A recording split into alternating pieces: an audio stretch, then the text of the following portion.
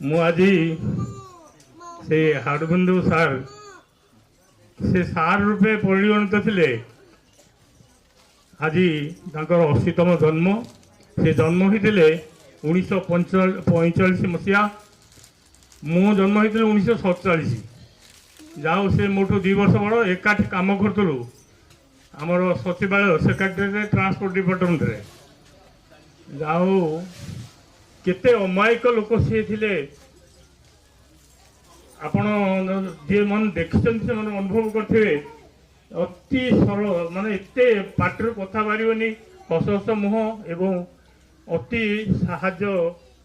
ଯେକୌଣସି ଲୋକ ଯେତେବେଳେ ଯାହା ମାଗିଛି ତାକୁ ଅଜାତିରେ ପକେଟରେ ଯାହା ଥିଲେ ବି ସାହାଯ୍ୟ କରିଥାନ୍ତି।